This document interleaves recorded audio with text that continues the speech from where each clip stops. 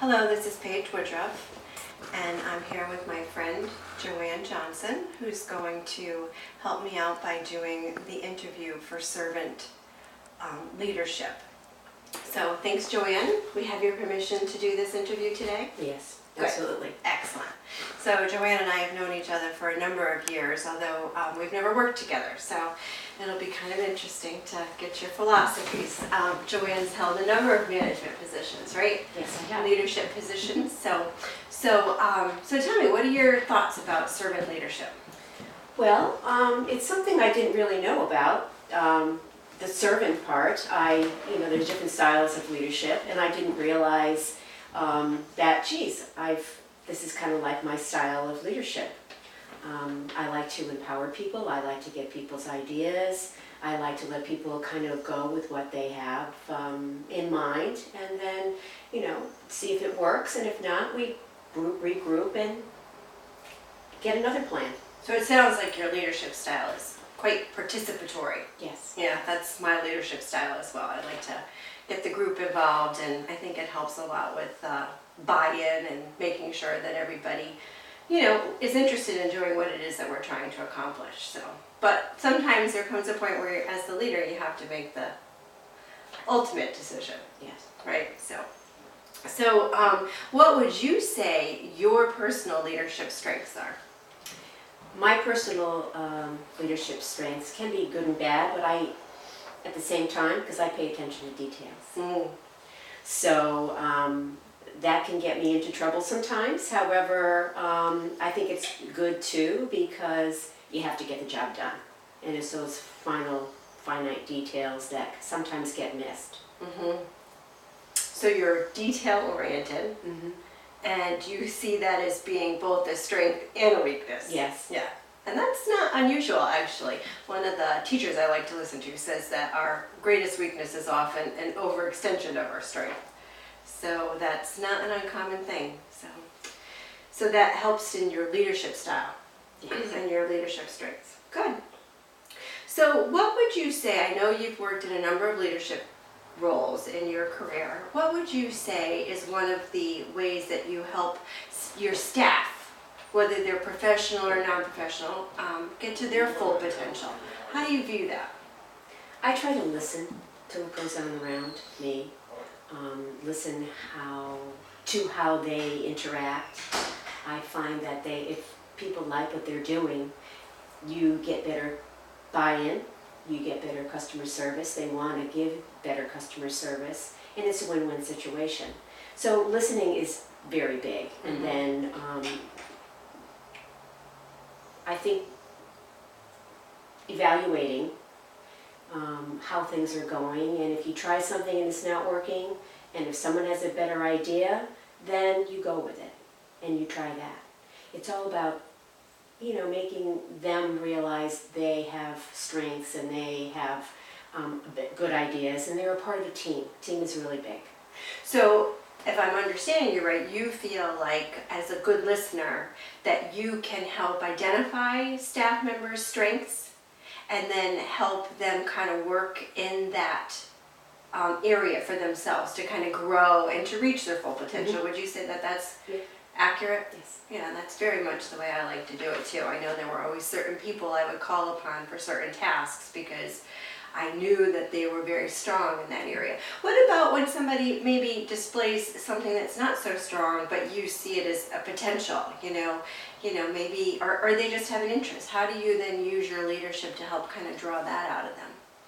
I may go to them maybe on my own and say, I think you have a good idea, or I bet you could help us ease into this change a little better. Maybe you've got some ideas. Because if you get their buy-in, if you get other people involved, especially the quieter ones, they usually are the thinkers as well. So they usually have ideas and may not be so open to share them in the beginning. In the group setting. Yeah, right. So it's important to be able to identify who those people are, to kind of draw them out too, so that they have an opportunity to be part of the group, part of the team, part of the decision-making process.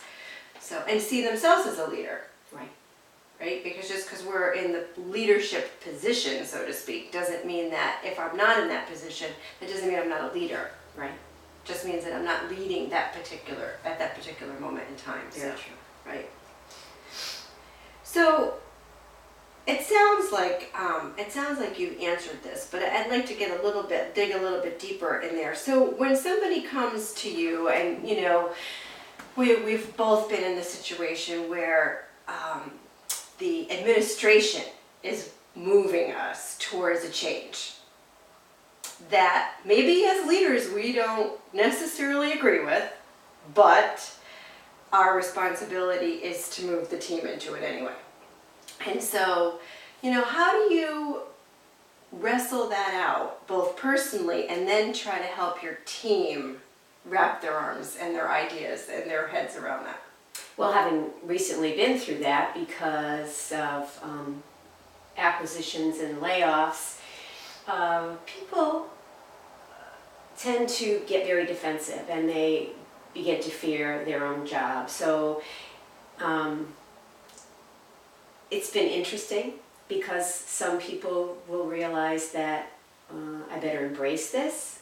Let's figure out how to work together.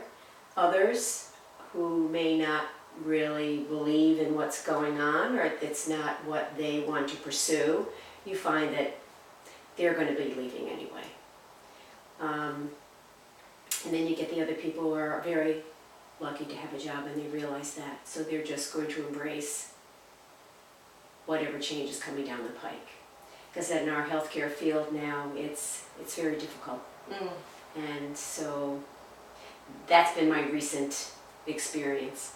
I think that one of the hardest things I've ever had to do as a leader in that type of a role is to not agree with the administrator's decision and then have to try to move the team towards it. You know, I think that's one of the biggest challenges that we have as leaders, and whether it's healthcare or any field. But I think, you know, for just to take it and understand, and I think that that's part of that servant leadership mentality. You know, if we can kind of wrestle that out in our heads and think, okay, well, I really am here to serve and to lead from that level. I think that helps, but sometimes we have to get to that place. Right. It's not always too evident because we've got our own fears and our own insecurities and our own stuff that comes along with it, right? So it can be pretty tough. Okay, so let's see, what other things do we want to talk about here? In your work, when you've got a staff member who maybe is a little bit hesitant, and you can clearly see that they've got some potential, how do you help elicit and empower them to kind of come to that next place? Well, I think you have to give them a little extra space. You don't want to overpower them. You want to allow them that extra time, extra, what's the word I'm really looking for here? I've lost track of what I was thinking. That happens. I think empathy, again listening, approaching them for maybe even a specific project, and just try to draw them into it and allow them to, you know, give some ideas.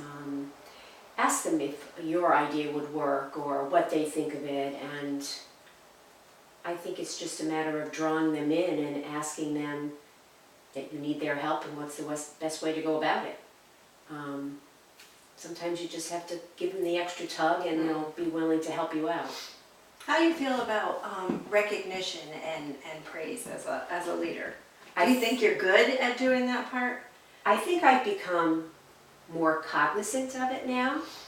I recently started a new role in a position I've had on a per diem basis for a year. So I was aware of how things worked, and I know the medical assistant secretary has some great ideas, and she's very subtle about how she does things. She can be a little loud, but praise is very big. And I've really stepped back and made sure I have acknowledged every little thing she's done, because you don't realize some of these things are going on in the scheme of the day. So I've really taken it on that, made it a point of really thanking her and saying that was a good suggestion, and I think recognition is very big. You really have to feel appreciated. And I think it's really important, and I don't know that while we can say it, sometimes I don't think we're as good as following through it. Right. And in one of my leadership roles, I actually gave a paper, and among other things, I asked each and every staff member to let me know how they wanted to be recognized, because we all have different desires about how we want to be recognized. And I had a team of about maybe 15 or 16 people, and it was pretty interesting, all of the different ways. You know, some people wanted public acknowledgement, some people wanted like a plaque, and other people didn't want anything, you know what I mean? So they're kind of all over the boat, all over the board with it. But I think when we as leaders can find a way to recognize you the way you want to be recognized, I think that really then speaks to their heart. Sure. And it takes it to that whole next level. But well, good.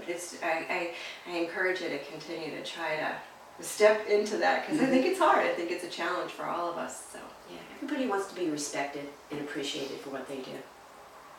And I think nowadays we have to do more with less. And so people need to be recognized for that. yeah, they do. And I think when you incorporate the language that they appreciate, how they like to be appreciated, because I used to find it frustrating when I would go around and I would give praise or recognition, but then they would say, a staff member would say, oh, nobody ever recognizes for anything. But I've come to learn that if I don't recognize you the way you hear it, then that's why they're saying it, because they didn't get it. You know, they wanted praise in a platter of cookies, and you know, I'm just kind of giving you the kudos, pat in the back. You know, I'm probably not the one to make cookies, but I could find somebody else to do it. but I think it's important, and I think that's really, I think it's an area that we all as leaders can really step into. And I like to have my leader do that too.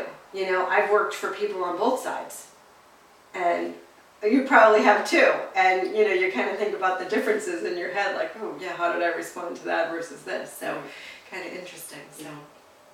So is there anything else that, I know you did a little bit of reading before we got together today, in your own student mode. Yes.